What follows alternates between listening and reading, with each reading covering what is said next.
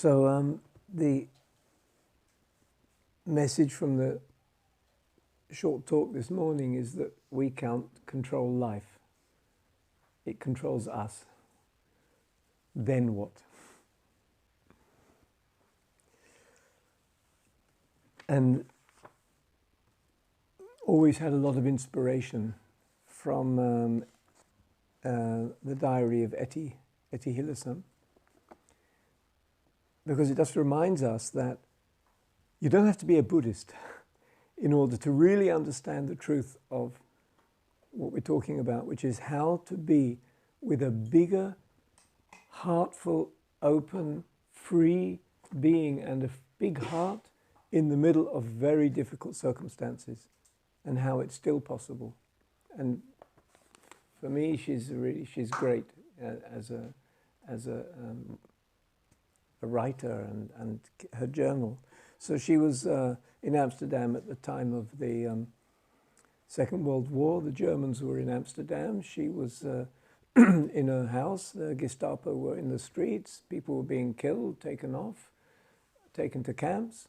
She actually, at the end of her life, she was taken to a camp where she was killed. But on the way, she threw out a postcard saying, "I know where I'm going, but I'm going singing."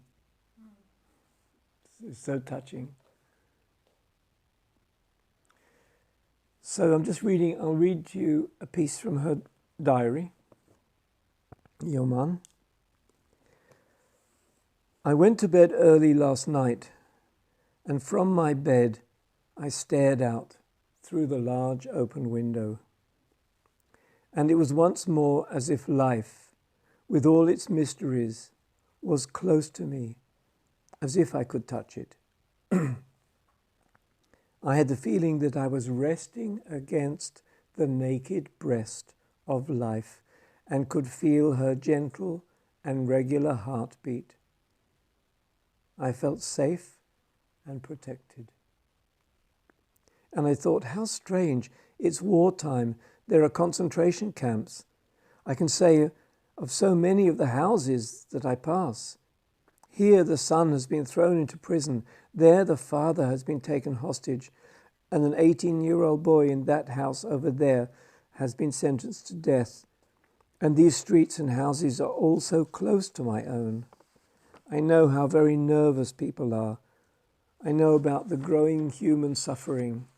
I know the persecution and oppression and the fury and the terrible sadism. I know it all. And yet, at unguarded moments, when left to myself, I suddenly lie against the naked breast of life. And her arms round me are so gentle and so protective.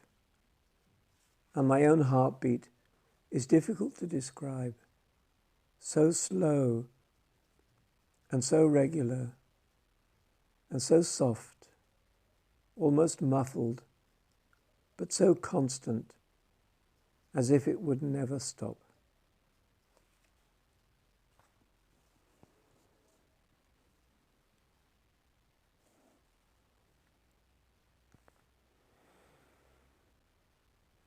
It's more or less the whole talk I want to give is there.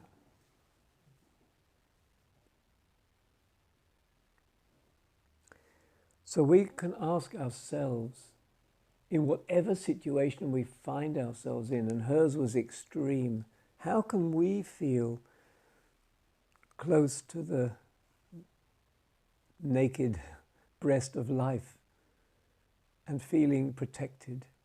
Never mind what's going on around. How do we do that?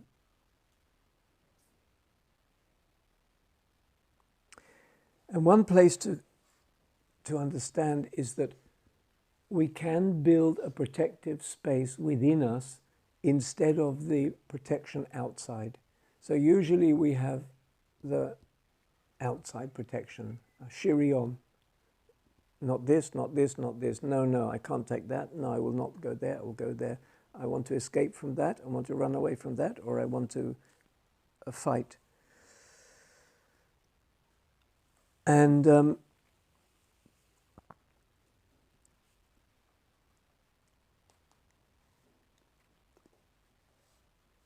don't need to talk about the challenges that we're facing, but they are inside us and outside us. And even just disease, the community, the relationships, the fact that we're not in control. So what we need to do is kind of build an inner protection instead of an outer protection. But it's not instead of completely, because we also need outer protection. The Buddha probably didn't need, but we do. And so it's better to be kind of honest and say, yes, at times I need boundaries. At times I need outer protection.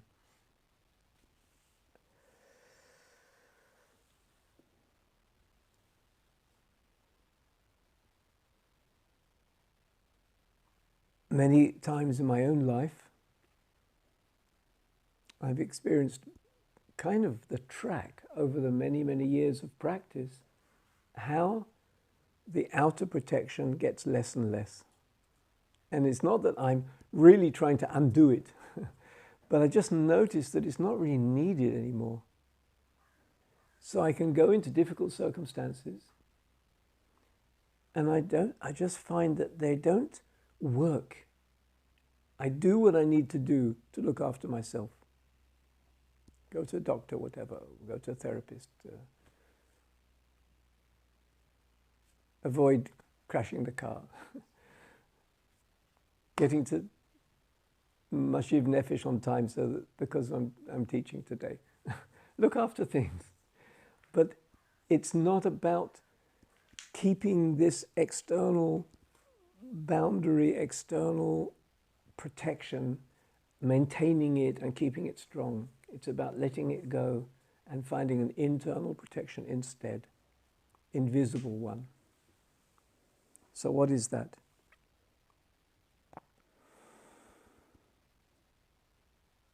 Before I go into it more, I just want to say that because we're practicing, sometimes we need an external protection even a little bit more in occasional times. So for example, if we're meditating, we can feel very sensitive and we can feel we have no skin. And we're kind of aware, and usually the automatic process of the brain tells us what to do. But meditation is about letting go of control, letting go of keeping things tight. So we're more open, they have less filter in our consciousness.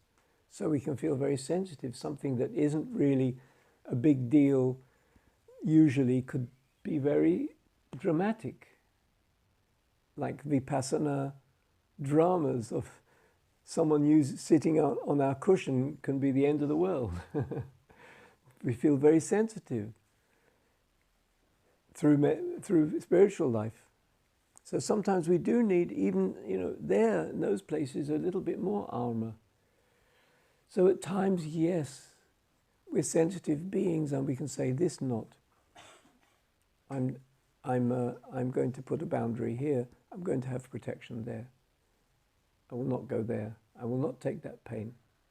It's too much for me. This is wisdom.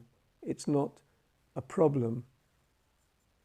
I can't take that much pain. The Buddha could, he had big ears, right? In all the statues of the Buddha, he had big ears because the images, he has ears that can hear the suffering of the whole world. So we may not have ears so big, and we may not be able to hear and sense the suffering of the whole world. But slowly, yes, we can. And we do that by reducing the solidity, mutsakut, of the external boundary, letting it dissolve a bit, and increasing the power of the internal protection. And I was giving the example the other day of my grandchildren, and more than once they're fighting, they're screaming, they're all over, they're killing each other, kind of. Just brothers, you know, sibling rivalry, you call it. And what's happening when I'm there is I notice I don't keep them out, I don't keep the shouts, I don't stop them, I don't automatically say no. I feel it in the tummy, I feel the energy of it, but there's a huge sense of peace. And then I can ask them, do you really need this? Maybe there's another way. With humor and peace, and I don't need to be reactive. No, no, no, you mustn't. Because it touches me, but then I have a certain freedom to allow a response that is maybe what's needed. I can't guarantee. I don't know what's needed. But should we say a response that feels right? And it's that in our life, that the more that we are not reacting from external boundary, which is protection, which is, no, you mustn't do this, or lo nachon, or I don't believe you, or stop it, or get lost, or etc., etc. All that stuff, or running away, or Netflix, or kind of shutting the door and, you know, stay in my air-conditioned room, and all of that may be okay at the right time, but slowly, slowly we find that we need it less and less. And instead the inner protection begins to be bigger and bigger. And it's the kind that Etty is talking about, feeling that life is holding me, and there's enough, I'm connected to the naked breast of life, and never mind what, this is my support.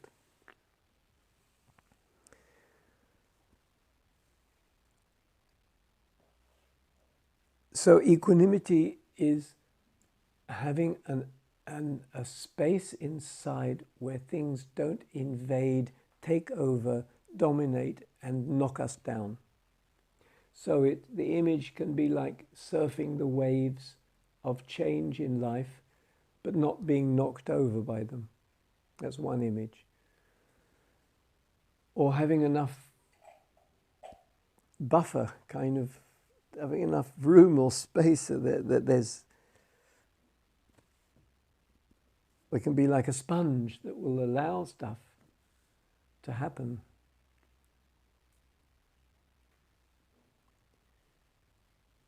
Suddenly I remember, and you may have heard this story before, but it's such a nice story. On one of the peace walks we did many years ago, there's Abu Amin, who's a Bedouin sheikh, and he was with us. And one day we had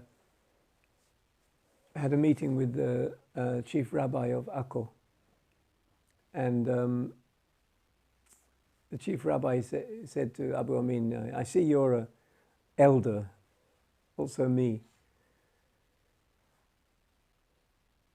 What do you do when people are fighting you and against you and shouting at you? And Abu Amin said, it happens quite a bit on the peace walks that we're doing, that I'm walking through, and he gave an example of near Jerusalem, we were walking in a peace walk, and he was at the head of the line with his Bedouin sheikh out clothes. And he said, people shout at me sometimes, go home, and so on, whatever they shout. But I feel like my being is a sponge, and I absorb their violence, and their violence just comes into me, and I don't do anything with it. And when I absorb violence from others, I feel I'm making peace. Peace is made. It's done. And it's a nice image I suddenly remember from Abu Amin's story, that we can be soft, we can be allowing things, be a sponge, be flexible, but mainly have a lot more space in us where things don't work. And that's the key. They don't work. They don't make change, busyness. We don't hold on to them. They don't fundamentally undo us, knock us down.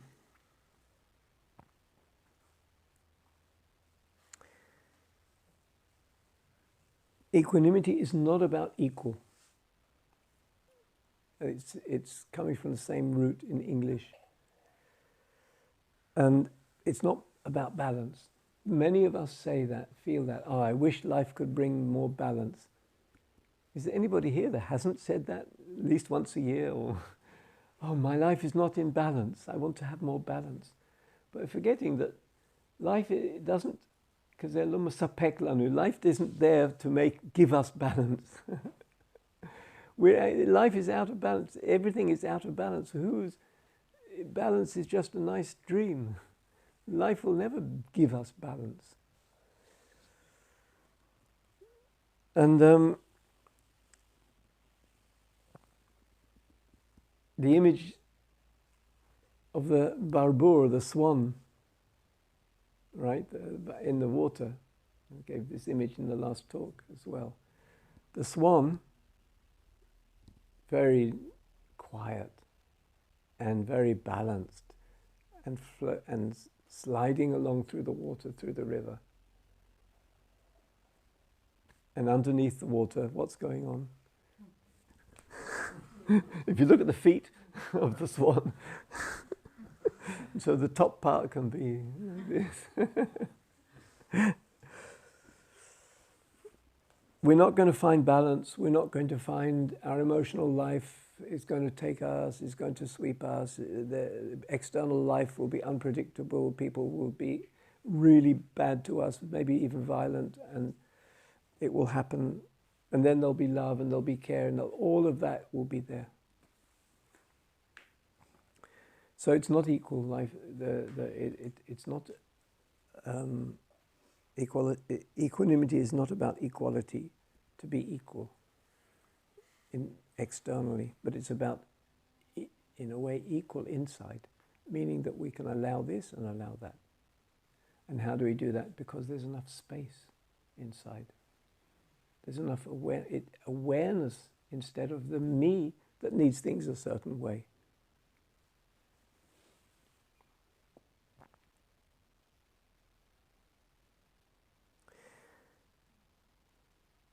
So in our practice, the kind of basic movement of meeting emptiness is our main direction for developing equanimity in the circumstances of life that we can't control. It's emptiness. Okay, that's a big word. But making it a little smaller word is just being less full of me and mine, less full of what I expect, less full of what I need now, less full of what I shouldn't have and there should be and there shouldn't be. And we keep discovering also how painful it is to be defensive. We discover dukkha. It's painful to keep defending ourselves. Our whole life we're trying to protect. Protect ourselves, protect our family, protect our friends, protect our people, protect our this, protect. And it's endless. It never stops. And there's huge dukkha in that. And it doesn't really work also. It's not actually helpful. Because the best way of protecting us and our friends and our family and our people and our group and our this is to be balanced and steady and capable and looking at things fresh and being a big person and able to take difficulty, yes, and but to be there and not to all the time defend and be reactive. To guvati, vahaganati. So the classic story of equanimity is the empty boat. And it's a Zen story of a passenger coming to a river and wants to cross. So there's a boatman there with a boat, and the boatman said, "Yeah, I can take you across." So they start. In the middle of the river, the boat gets hit by another boat, which was full of people. And the boatman in this boat shouted at the other boatman, "Why you don't steer your boat properly? You don't know where you're going. You're damaging my boat. You're an idiot." They went on. After another few meters, they got hit by another boat, but this one was empty, had no one inside. The boatman didn't do anything. They got to the other side, and the passenger said to the boatman, "Well, why didn't you shout at the second boat? You shouted at the first one." And the boatman said, "Well, there was no one to shout at." And this is a good story because it tells us that if we are empty, then there's nobody to shout at. And that the main protection in life is going to be our emptiness, meaning our inner space. The word emptiness is not helpful here. It gives an indication, but it's too ultimate, too absolute, too total as a word. Emptiness is like a thing. But if we call it lightness of being, if we're more light with our being, we're more spacious inside, less holding tightly to me and my story and what I need and who I am and what I know and what I have to defend. There's more lightness. That's a much better way of looking at it than emptiness. And it's the same, actually. So the lighter that we are, the more we can allow change, allow difficulty, and it doesn't knock us down. People don't shout at us as much. No one to shout at. What are they going to do?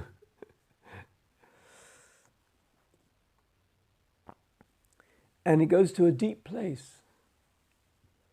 This lightness of being includes Etty Hillesum's experience, which is, I'm less full of me, so I can invite in the universe. Etty was talking to the stars.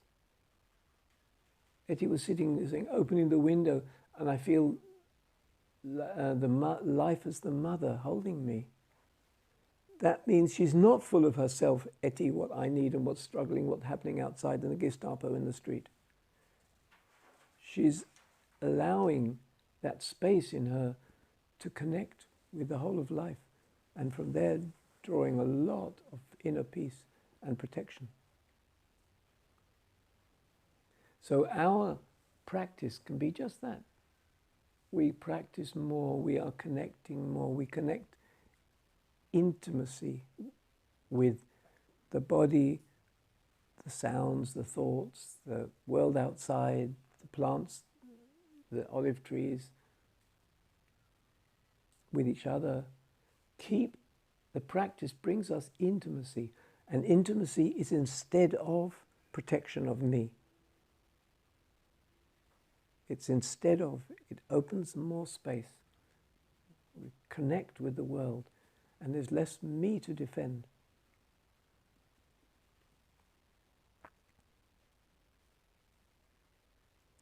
And the more we connected to the world, there's one thing that happens. The more we are at one with the world, the less we can be disturbed, because who is disturbing who? The boundary between me and the world just gets more, it gets less clear and less solid. And so then who's disturbing? Where's the disturbance? Disturbance means something disturbing something else. But if there's togetherness, who's disturbing what? What's disturbing what? So on a deep level, we are less disturbed because we are with the world. That only the self is disturbed. The world doesn't disturb itself. The universe doesn't disturb itself. The universe just is. So if we're part of the universe, we won't be disturbed. Whatever, things will happen, but who is disturbing who?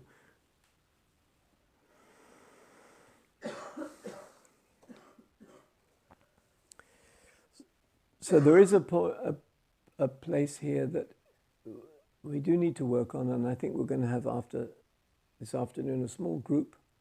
We'll split into groups to express this because it's a subtle place. I talked before that we do need some boundaries. In a way, we need boundaries until we don't need them. When we don't need them, we don't need them. But when we do need them, sometimes we need them. And we say, I can't take that suffering. That's too much for me. My place of work is a disaster. I can't deal with it. I don't have enough power of emptiness or power of awareness or power of compassionate heart to deal with this. It's destroying me. At that point, go. Of course, protection. So sometimes we really need it when we can't practice with something or we feel it's too much for us. Yes, we need some protection. It's all right. But we should know the difference between equanimity and indifference or adishut. We should know lo ichpat is not the same as equanimity. Equanimity is ichpat, but it doesn't destroy me, like I said before. So we should know the difference, and generally the difference is that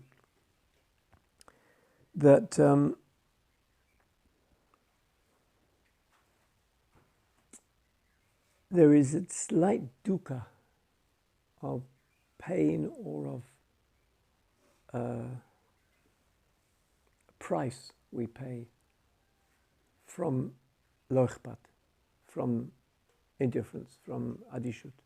There is a price we pay, and we can notice it. It doesn't feel right. It doesn't feel, there's something there that feels like friction, like chikuch, me keeping out. So that's a sign that it's not the same as equanimity. And if we want to look at the difference, we can feel it as being keeping the world out. Even though at times we will need it, it's okay. If we need it, we need it. But we can feel that there's something there that's separating me from the world, that's keeping the world out, that I'm protecting. And I need it, but I just know that it's not the same, that it has that aspect to it. So equanimity is one of the Brahma Viharas. I would say, in terms of the Buddhist teaching, it's the last meaning the highest, if you like, of all of the list of qualities that you find in the Buddhist teaching. So, for example, the Brahma Viharas, it's the fourth. There is metta, love.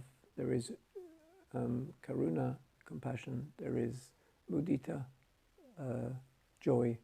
And there is upekkha, equanimity. It's the fourth. That's needed to balance the others, balance the heart. It's the 10th of the 10 paramis. And the 10 paramis are how we are in life.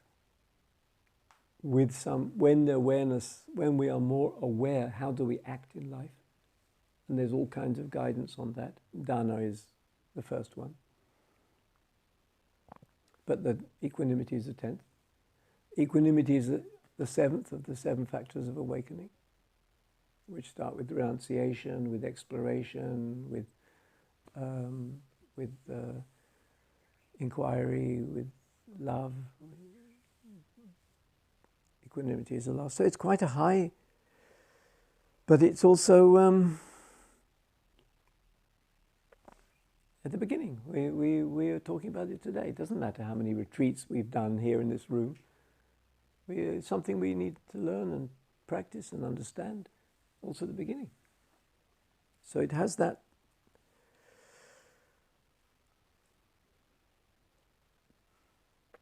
Because as we get further into practice, the big picture, like Etty, the big picture gets more and more important for us. And we live there more in the big picture. And then equanimity is way of living with the big picture, which is being less disturbable by things that come and go.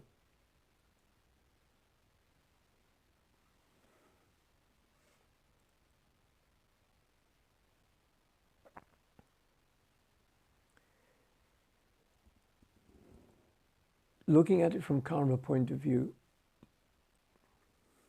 if we have an influence that carries weight, that is maybe difficult or pleasant, unpleasant, if we allow it to be there without taking it on board, like putting it in and letting it work in us and making reactions, oh, it should be like this, or it shouldn't be like that, or the second arrow, basically. Working with it, and then we can obviously feel that it has results. So take aggression of somebody. Even the story of Abu Amin in the Peace Walk. So he said, I'm a sponge, I absorb the anger of other people, and it doesn't do anything. I absorb it, and I just keep walking. So in a sense, looking at it from karma language, it doesn't make karma. It doesn't do anything. It doesn't have tracks after that. The opposite would be, how can they shout at me? Because I'm an Arab, and it's disaster, and I'm good, and life is shit, and this, building story, and then talking about it endlessly, and then complaining about it, and then suffering and causing other people to suffer, and then anger, maybe violence coming out of that. All that chain is the karma working. So equanimity is where we have a difficult experience, but it doesn't make karma.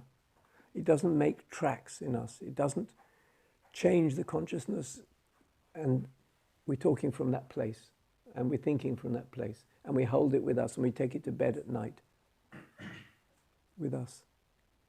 Very difficult to do, because we're human beings. But still, we should know that it isn't, we don't need to be constructed by these things. We do need to respond. We do need to be there with things. We don't need to non-respond.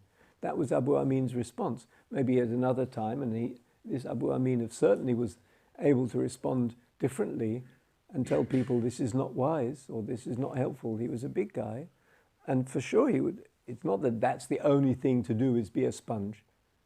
No, not at all. At times you stand up and you stand your ground. But how do you do that?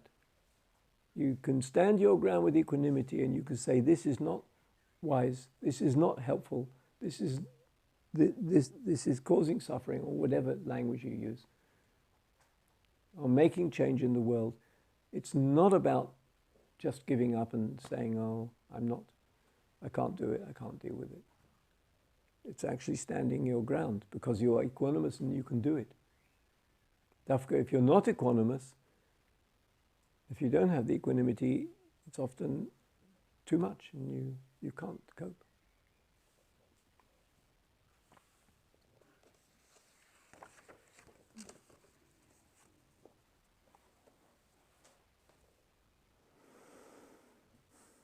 So it is important, and I know that after this we're going to have some chance for questions and some dialogue. So this does come up, and it is an important issue, and it's not so easy to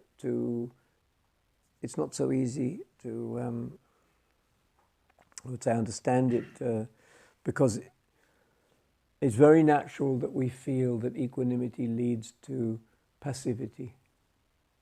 That either because it's close to adishut and it's lo ikhpat li, so that we're passive, or we feel equanimity leads to, I can take it all, so I don't need to do anything. I'll take it all and stay at home. In both cases, I think it's it doesn't go in that direction. I think it goes actually in the opposite direction. If we're equanimous and we're steady, we can do more. And life is action, and we will be in the heart of things. We'll be right in the heart of things. The Buddha said one time, how do you argue with people that are got strong views and angry and arguing with you, which happens all of us every day, right? Shouldn't be like this and should be like that, and how can you say that, and you're left wing and I'm right wing, and you're this and you're that, and you're bad, neged bad. And the Buddha said, if someone has really, really strong views and is full of emotion, there's nothing you can do. You can't fight that. It won't make any difference what you say. But never underestimate the power of equanimity. That's the equanimity itself is a power that helps you to find the thing to do at the right time, create steady place, make change from other places, give people a sense of trust and confidence, hold situations that otherwise will be fragile. Be a mother, father of situations that are difficult.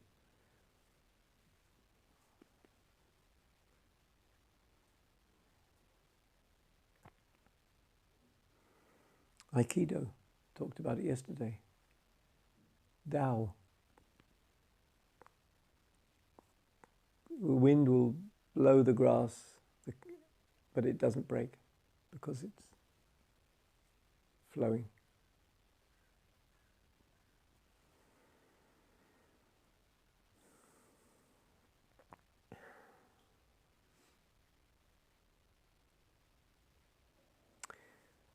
So in our struggle, especially in the social, political and environmental world, we're constantly faced by things that are way, way too big for us. We're not able to necessarily make a dramatic difference. Climate change. What are we going to do with that? But in those places is where we need more equanimity. We need more understanding. That means not to let it destroy us, to go home and sleep well at night, to feel that our steadiness, our peace, our joy is important, to live like that,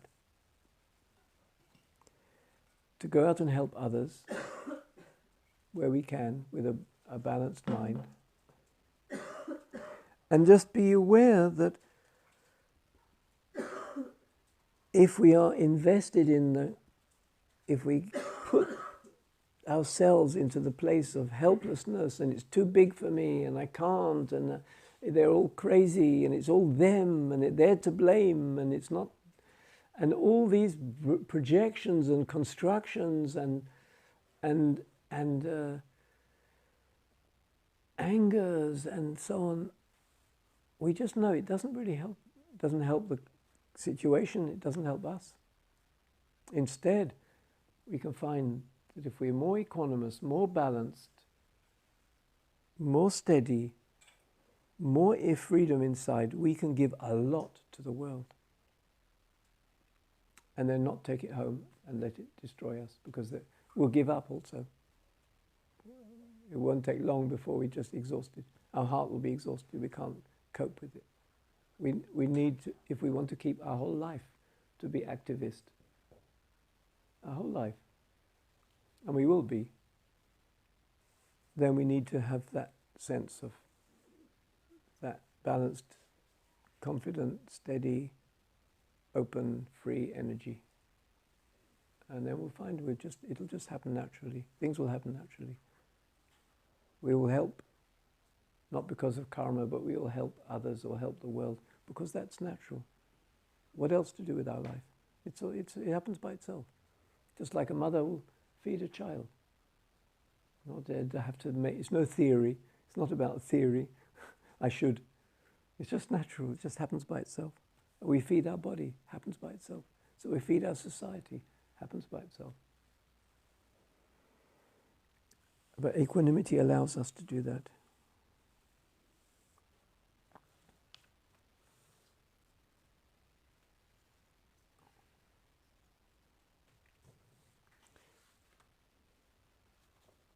So to finish, I want to read some practical advice from the traditional texts about meditation that helps develop equanimity.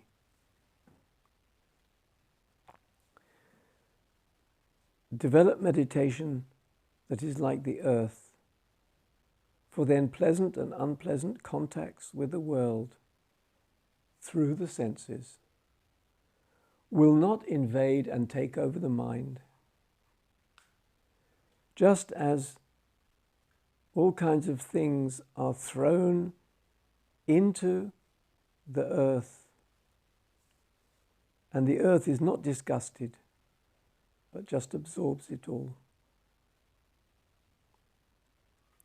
And this text all then talks about the other elements, water, fire, and air, big enough to absorb it all. And our meditation can be like that, and our life can be like that. Okay, thank you.